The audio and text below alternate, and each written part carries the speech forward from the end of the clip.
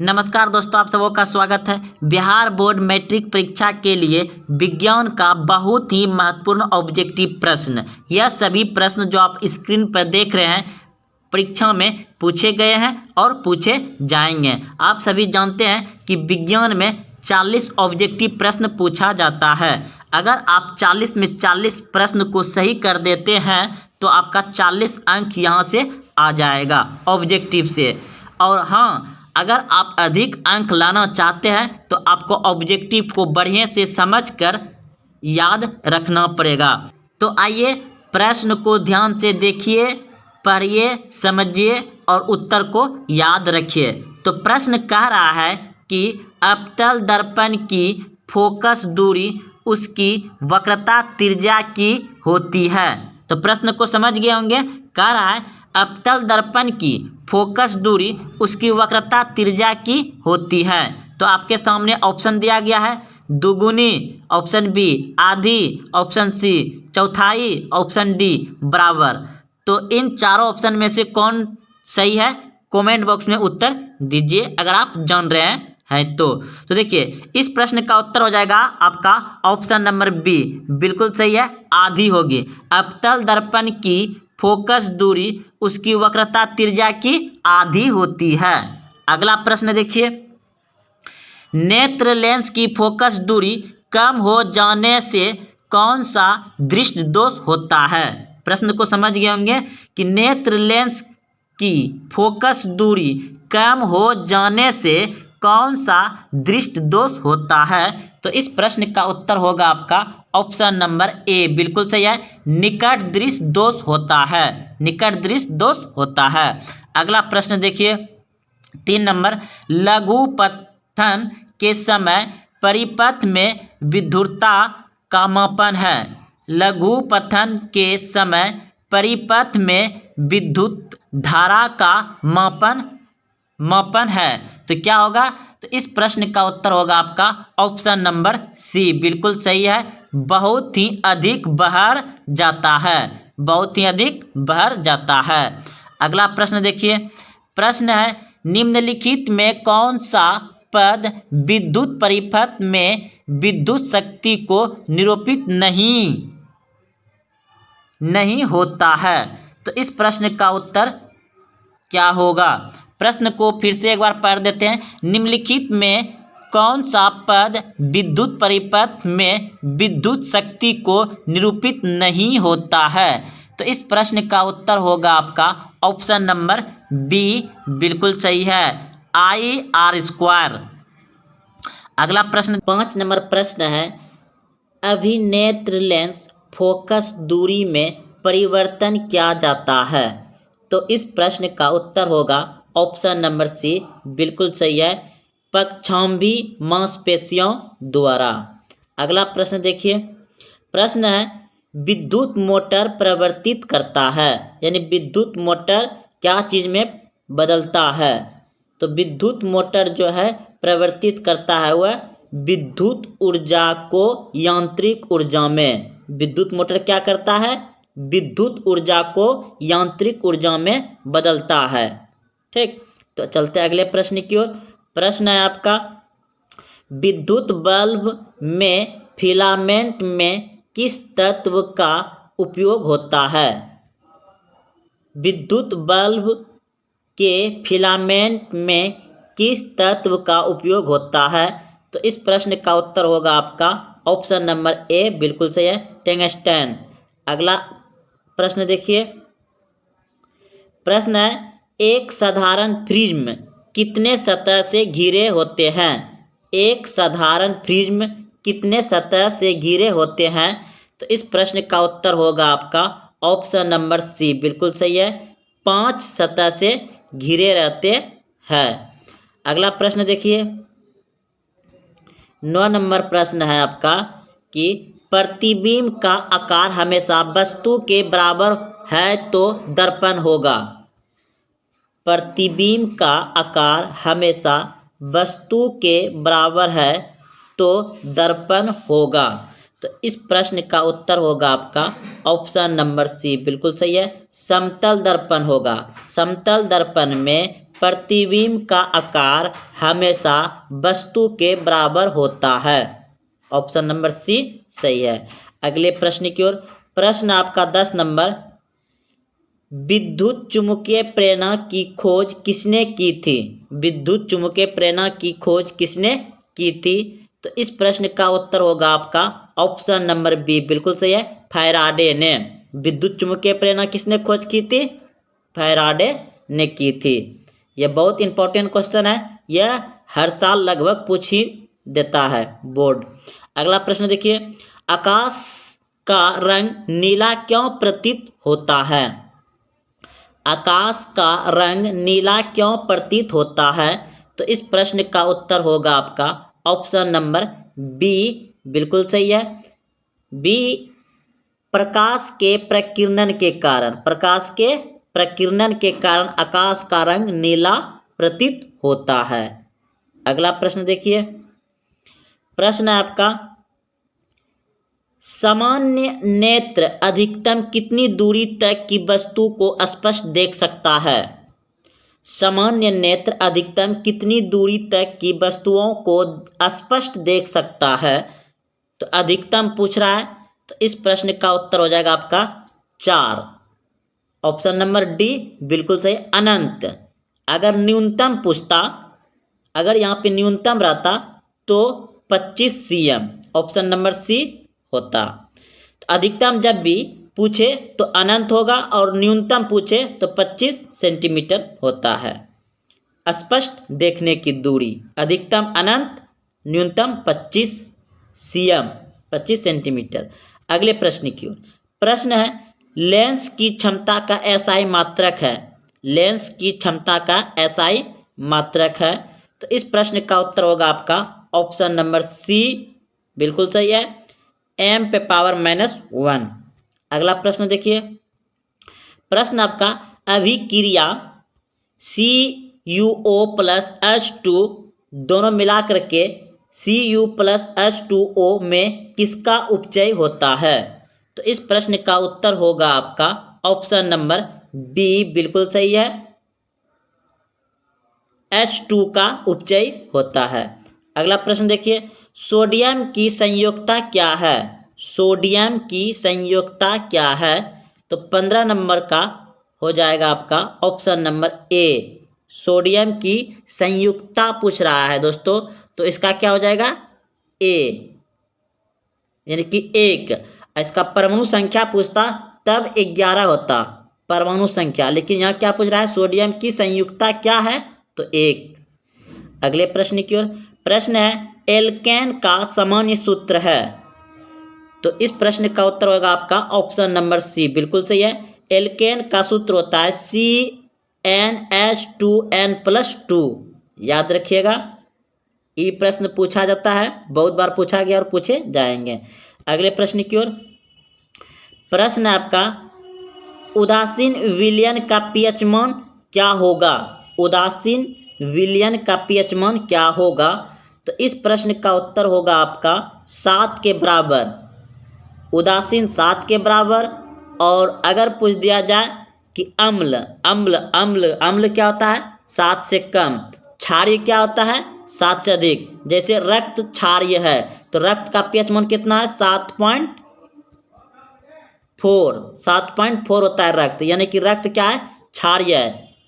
तो क्षारीय यानी 7 से अधिक पीएच मान होता है, और उदासीन का 7 के बराबर होता है, और अम्ल का 7 से कम होता है।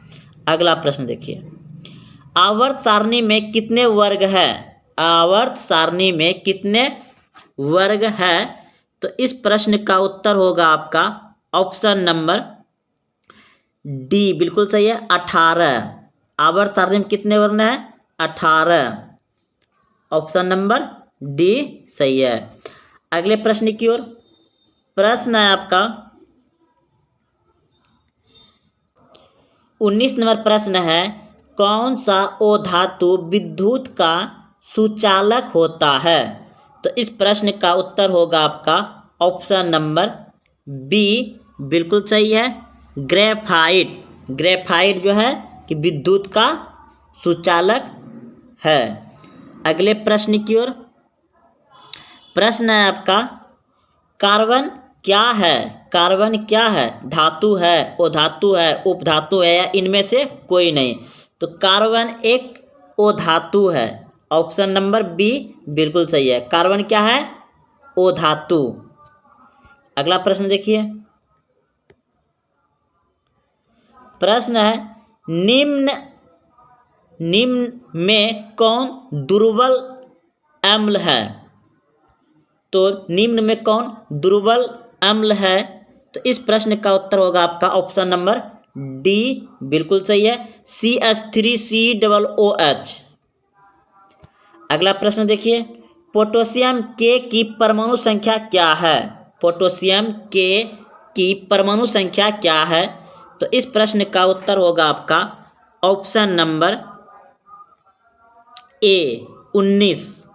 पोटेशियम के की परमाणु संख्या कितना होता है? 19। अगले प्रश्न की ओर। प्रश्न है, निम्न में से कौन मुख्यतः बायोगैस है दोस्तों? प्रश्न आपका, निम्न में से कौन मुख्यतः बायोगैस है? तो इस प्रश्न का उत्तर होगा आपका ऑप्शन नंबर बी बिल्कुल सही है, CH4 यानी मीथेन गैस। बायोगैस किसे कहता है? मीथेन गैस को। तो चलते अगले प्रश्न की ओर। प्रश्न आपका, साधारण नमक का रासायनिक सूत्र क्या है? साधारण नमक का रासायनिक सूत्र क्या है? तो इस प्रश्न का उत्तर होगा आपका ऑप्शन नंबर बी बिल्कुल सही है, NaCl। अगले प्रश्न की ओर। प्रश्न आपका, किसी अभिक्रिया में भाग लेने वाले पदार्थ कहलाते हैं?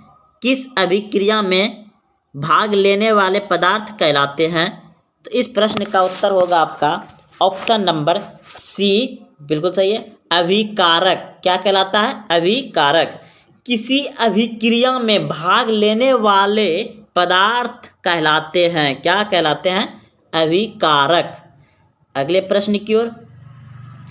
प्रश्न आपका, कौन शून्य वर्ग का तत्व है? कौन शून्य वर्ग का तत्व है? तो ऑप्शन नंबर सी बिल्कुल सही है, हीलियम, He हीलियम शून्य वर्ग का तत्व है। अगले प्रश्न की ओर। प्रश्न है कि स्वपोषी पोषण के लिए आवश्यक है। स्वपोषी पोषण के लिए आवश्यक है। तो इस प्रश्न का उत्तर होगा आपका इनमें सभी कार्बन डाइऑक्साइड तथा जल, क्लोरोफिल, सूर्य का प्रकाश स्वपोषी पोषण के लिए आवश्यक है, इनमें सभी। ऑप्शन नंबर डी सही है। अगले प्रश्न की ओर। प्रश्न है, इनमें से कौन प्रकाश संश्लेषी अंग है? इनमें से कौन प्रकाश संश्लेषी अंग है? तो इस प्रश्न का उत्तर होगा आपका ऑप्शन नंबर सी बिल्कुल सही है, पत्ती यानी पत्ता। इनमें से कौन प्रकाश संश्लेषी अंग है? तो पौधे में प्रकाश संश्लेषण कहाँ होता है? पत्ता में। और पौधा सांस किससे लेता है? पत्ता से। पौधा का रसोई घर क्या होता है? पत्ता। अगला प्रश्न की ओर। प्रश्न है, मनुष्य के शरीर की सबसे बड़ी ग्रंथि है? मनुष्य के शरीर की सबसे बड़ी ग्रंथि है तो यकृत। ऑप्शन नंबर ए सही है। अगला प्रश्न है, पादप में जाइलम के लिए उत्तरदायी है? तो इस प्रश्न का उत्तर होगा आपका ऑप्शन नंबर ए बिल्कुल सही है, जल के वहन के लिए। अगला प्रश्न देखिए। प्रश्न है कि एक कोशिकीय शैवाल में जल का परिवहन होता है। एक कोशिकीय शैवालों में जल का परिवहन होता है। तो इस प्रश्न का उत्तर होगा आपका ऑप्शन नंबर सी बिल्कुल सही है, विसरण द्वारा। अगला प्रश्न देखिए। मछली के हृदय में कोष्ठों की संख्या है। मछली के हृदय में कोष्ठों की संख्या है। तो इस प्रश्न का उत्तर होगा आपका 2। ऑप्शन नंबर ए सही है। अगले प्रश्न की ओर। प्रश्न, निम्नलिखित में कौन एमिनो अम्ल के विखंडन से बनता है? तो इस प्रश्न का उत्तर होगा आपका ऑप्शन नंबर डी, बिल्कुल सही है। बी और सी दोनों सही है, बी और सी दोनों सही है। अगले प्रश्न की ओर। प्रश्न है ऑक्सीजन है तो क्या है? तो इस प्रश्न का उत्तर हो जाएगा एक हार्मोन। ऑक्सीजन है एक हार्मोन, ऑप्शन नंबर ए सही है। अगले प्रश्न की ओर। प्रश्न है आपका एक नर हार्मोन है, एक नर हार्मोन है तो एक नर हार्मोन है, ऑप्शन नंबर डी सही है, टेस्टोस्टेरोन। अगला प्रश्न है इनमें कौन अलैंगिक जनन की विधि है? इनमें कौन अलैंगिक जनन की विधि है? तो इस प्रश्न का उत्तर होगा आपका ऑप्शन नंबर डी, इनमें सभी हो जाएगा, इनमें सभी। अगले प्रश्न की ओर। प्रश्न है परागन कोष में होता है, पराग कोष में होता है तो इस प्रश्न का उत्तर होगा आपका ऑप्शन नंबर डी, बिल्कुल सही है, परागनक। अगले प्रश्न की ओर। प्रश्न आपका आनुवांशिक गुण का संदेश होता है, आनुवांशिक गुणों का संदेश होता है तो डीएनए अणुओं में, डीएनए अणुओं में, ऑप्शन नंबर ए बिल्कुल सही है। अगले प्रश्न की ओर। प्रश्न है किस वैज्ञानिक को आनुवांशिकी की पिता कहा जाता है? किस वैज्ञानिक को आनुवांशिकी का पिता कहा जाता है? तो इस प्रश्न का उत्तर होगा आपका ऑप्शन नंबर बी, बिल्कुल सही है, गेगर जॉन मेंडल को, यानी कि मेंडल को आनुवांशिकी का पिता कहा जाता है, ऑप्शन नंबर बी। अगले 40 नंबर प्रश्न है हाइड्रिला पौधे में रंध्र कहाँ पाए जाते हैं? तो इस प्रश्न का उत्तर होगा ऑप्शन नंबर डी, बिल्कुल सही है, इनमें से कोई नहीं। उत्तल दर्पण से बना प्रतिबिंब होता है, उत्तल दर्पण से बना प्रतिबिंब होता है, ऑप्शन ए हमेशा सीधा, ऑप्शन बी हमेशा उल्टा, ऑप्शन सी उल्टा भी और सीधा भी। तो इस प्रश्न का उत्तर हो जाएगा आपका ऑप्शन नंबर ए, बिल्कुल सही है, उत्तल दर्पण से हमेशा प्रतिबिंब बनता है सीधा, उत्तल दर्पण से बना प्रतिबिंब होता है हमेशा सीधा, ऑप्शन नंबर ए सही है। अगला प्रश्न आपका देखिए किसी वस्तुबिंब का आवर्धित काल्पनिक प्रतिबिंब बना होता है, किसी वस्तुबिंब का आवर्धित काल्पनिक प्रतिबिंब बना होता है, ऑप्शन ए समतल दर्पण से, ऑप्शन बी उत्तल दर्पण से, ऑप्शन सी अवतल दर्पण से, ऑप्शन डी इनमें से सभी। तो इस प्रश्न का उत्तर हो जाएगा आपका ऑप्शन नंबर सी, बिल्कुल सही है, अवतल दर्पण से किसी वस्तुबिंब का आवर्धित काल्पनिक प्रतिबिंब बनता है। तो काल्पनिक प्रतिबिंब किससे बनता है? अवतल दर्पण से, ऑप्शन नंबर सी बिल्कुल सही है। अगला प्रश्न है आपका कि दाढ़ी बनाने के लिए उपयुक्त गोलीय दर्पण में सीधा प्रतिबिंब प्राप्त करने के लिए चेहरे को रखना चाहिए दर्पण के वक्रता केंद्र पर, दर्पण के वक्रता केंद्र के बाहर, या वक्रता केंद्र और फोकस के बीच, या मुख्य फोकस और ध्रुव के बीच। तो इस प्रश्न का उत्तर हो जाएगा आपका हमेशा जो है कि मुख्य फोकस और ध्रुव के बीच में रखना चाहिए। प्रश्न था दाढ़ी बनाने के लिए उपयुक्त गोलीय दर्पण में सीधा प्रतिबिंब प्राप्त करने के लिए चेहरे को कहाँ रखना चाहिए? मुख्य फोकस और ध्रुव के बीच, ऑप्शन नंबर डी सही है। अगला प्रश्न आपका गोलीय दर्पण की फोकस दूरी उसकी वक्रता त्रिज्या की आधी होती है, दुगुनी होती है, या तिगुनी होती है, या चौथाई होती है। तो गोलीय दर्पण की फोकस दूरी उसकी वक्रता त्रिज्या की आधी होती है, ऑप्शन नंबर ए बिल्कुल सही है। गोलीय दर्पण की फोकस दूरी उसकी वक्रता त्रिज्या की आधी होती है। ऑप्शन नंबर ए सही है। अगला प्रश्न है आपका, हजामत बनाने के लिए जिस दर्पण का व्यवहार किया जाता है वह होता है उत्तल, अवतल, समतल, उत्तल और अवतल दोनों। तो हजामत बनाने के लिए जिस दर्पण का व्यवहार किया जाता है वह होता है अवतल दर्पण। ऑप्शन नंबर बी सही है, अवतल दर्पण। अगला प्रश्न है, जब किसी वस्तु को अवतल दर्पण के सामने प्रधान फोकस और ध्रुव के बीच रखा जाता है तो किस प्रकार का प्रतिबिंब बनता है? जब किसी वस्तु को अवतल दर्पण के सामने प्रधान फोकस और ध्रुव के बीच रखा जाता है तो किस प्रकार का प्रतिबिंब बनता है? वास्तविक और उल्टा, वास्तविक और बड़ा, वास्तविक और वस्तु के बराबर आकार का, या काल्पनिक और सीधा? तो इस प्रश्न का उत्तर हो जाएगा आपका काल्पनिक और सीधा। अगला प्रश्न है, मोटर गाड़ी के चालक के सामने लगा रहता है, मोटर गाड़ी के चालक के सामने लगा रहता है उत्तल दर्पण। ऑप्शन नंबर सी सही है। अगला प्रश्न है, जो सतह नियमित रूप से प्रकाश का परावर्तन करता है वह है? जो सतह नियमित रूप से प्रकाश का परावर्तन करता है वह है दर्पण। वह है क्या? दर्पण। ऑप्शन नंबर बी बिल्कुल सही है। जो प्रकाश का परावर्तन कर दे उसे क्या कहेंगे? दर्पण।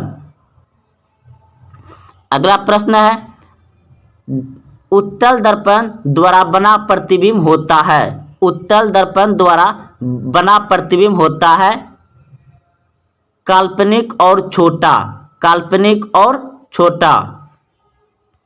अगला प्रश्न है, एक अवतल दर्पण की फोकस दूरी 12 सेंटीमीटर है, उसकी वक्रता त्रिज्या होगी। एक अवतल दर्पण की फोकस दूरी 12 cm है तो उसकी वक्रता त्रिज्या क्या हो जाएगी? वक्रता त्रिज्या क्या हो जाएगी? दुगुनी। यानी आप यहां देख रहे संकेत r बराबर क्या होता है? 2f। तो 2 और f फोकस दूरी कितना दिया गया है? 12। तो 2 गुना 12 बराबर कितना हो जाएगा? 24। यानी कि ऑप्शन नंबर बी सही है। अगला प्रश्न है, एक गोलीय दर्पण की वक्रता त्रिज्या 40 cm है तो उसकी फोकस दूरी क्या होगी? तो वक्रता त्रिज्या क्या होती है? आधी होती है, यानी 20 हो जाएगा। ऑप्शन नंबर सी बिल्कुल सही है। आप संकेत में देख सकते हैं f बराबर क्या होता है? r/2। तो r आपका कितना दिया गया है? 40। अब बटे 2 कितना हो जाएगा? 40/2 यानी कि 20 सेंटीमीटर। एक गोलीय दर्पण की वक्रता त्रिज्या 40 है तो उसकी फोकस दूरी क्या हो जाएगी? आधी हो जाएगी, 20 cm। अगला प्रश्न है, 10 सेमी फोकस दूरी वाले एक अवतल दर्पण के सामने 20 cm की दूरी पर एक वस्तु बीम रखने पर प्रतिबिंब बनेगा दर्पण के वक्रता केंद्र पर। कहां बनेगा? दर्पण के वक्रता केंद्र पर। ऑप्शन नंबर ए सही है। अगला प्रश्न है, गोलीय दर्पण से 5 सेमी की दूरी पर रखी एक वस्तु बीम का प्रतिबिंब से 30 सेंटीमीटर की दूरी पर उसी ओर बनता है जिस ओर वस्तु बीम है तो आवर्धन क्या होगा? तो आवर्धन बराबर सूत्र क्या होता है? -v/u। तो आपका तो देखिए आपका सूत्र होता है m बराबर -v/u।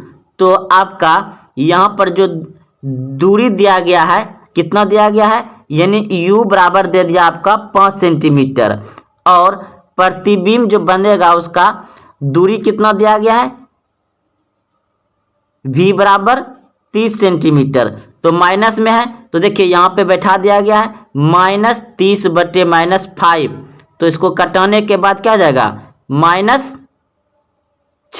ये माइनस कहाँ से आया, क्योंकि ये ब्रैकेट से पहले सूत्र में ही है, सूत्र में ही है। तो -6, तो -6 ऑप्शन नंबर बी सही हो जाएगा। अवतल दर्पण है, अवतल दर्पण क्या है,